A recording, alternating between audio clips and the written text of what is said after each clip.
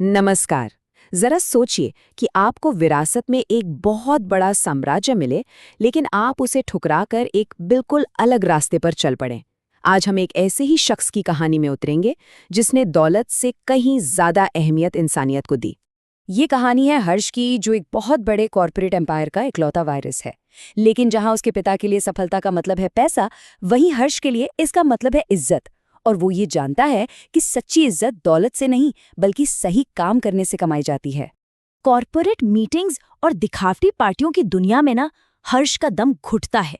उसे अपने परिवार के इस बिजनेस में कोई दिलचस्पी नहीं है। उसे सच्ची खुशी लोगों से जुड़ने में मिलती है, ना कि दौलत के पहाड़ों पर बैठने में। तो यहाँ पर ना दो पीढ़ियों की सोच का टकराव साफ साफ दिखता है। एक तरफ है पिता, जिन्हें लगता है कि उनका बेटा उनसे दूर हो गया है, और दूसरी तरफ है हर्ष, जिसे ये देखकर दुख होता है कि उसका परिवार उन लोगों से कितना कट गया है जिनकी मेहनत पर ये पूरा साम्राज्य खड़ा है। और ये टकराव तब और भी बढ़ जाता है जब हर्ष एक कर्मचारी की शादी के लिए 20 लाख रुपए दे देता है। उसके परिवार के लिए ये एक फिजूल खर्ची थी, लेकिन हर्ष के लिए ये पैसे से कहीं बढ़कर था। ये एक इंसान को अपने परिवार का हिस्सा समझने की बात थी।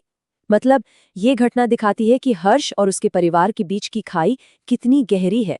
उसके लिए ये एक जिम्मेदारी थी, कोई दान नहीं। अपने ही घर में अजनबी महसूस करते हुए हर्ष की जिंदगी में एक नया मोड़ आता है। वो चारू से मिलता है, एक ऐसी लड़की जो अपनी जड़ों से बहुत गहराई से जुड़ी हुई है। उसके जुनून को देखकर हर्ष को पहली बार अपनी जिंदगी के मकसद की एक झलक मिलती है। चारू का अपने गांव के लिए जो प्यार और समर्पण है ना, वो हर्ष को अंदर तक छू जाता है। तो वो भी वही रूरल डेवलपमेंट का कोर्स करने का फैसला करता है, इस उम्मीद में कि शायद उसे भी कोई ऐसा रास्ता मिल जाए जिसका मतलब सिर्फ मुनाफे के आंकड़ों से कहीं ज्यादा हो।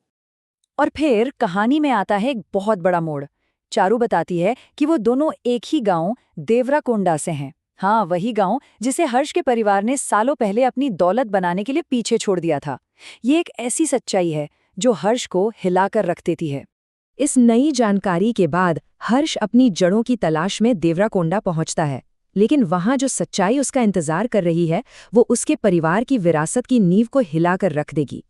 524 ये सिर्फ एक नंबर नहीं है, ये उन 524 परिवारों की कहानी है जिन्हें गरीबी और जुल्म ने अपना घर, अपनी जमीन छोड़ने पर मजबूर कर दिया। 524 परिवार जो अपनी ही जड़ों से उखड़ गए। देवराकोंडा डर और निराशा के अंधेरे में पूरी तरह डूबा हुआ है। यहाँ का बेताज बादशाह है भ्रष्ट शशि, जो अपने पॉलिटिकल कनेक्शन की मदद से गांव के हर संसाधन पर कब्जा किए बैठा है। उसने गांव वालों की उम्मीद की हर एक किरण को बुझा दिया है। अपने पुरखों की इस हालत को देखकर हर्ष एक ऐसा फैसला लेता है जो उसकी पूरी जिंदगी बदलने वाला है। वो देवराकोंडा को कंट्रोल करने वाली इन ताकतों से सीधे टकराने का फैसला करता है, भले ही इसका अंजाम कुछ भी हो। हर्ष सिर्फ कुछ पैसे दान नहीं करने वाला था, उसने एक बहुत ही बड़ा कदम उठाने का फैसला किया।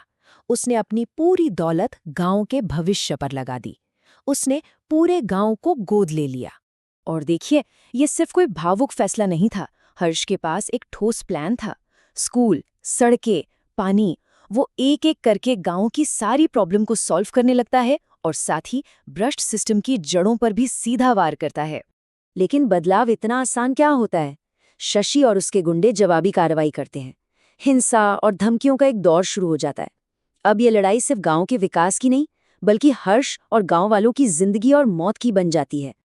अब लड़ाई अपने आखिरी पड़ाव पर है। एक तरफ है हर्ष और एक बेहतर भविष्य का उसका सपना, और दूसरी तरफ है लालच और भ्रष्टाचार।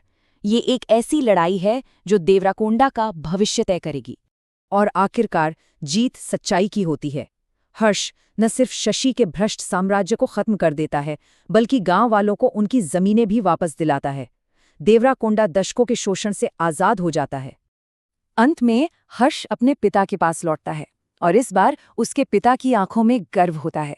उन्हें आखिरकार ये समझ आ जाता है कि उनके बेटे ने जो विरासत बनाई है वो पैसों से नहीं, बल्कि लोगों के दिलों में बसाई गई है।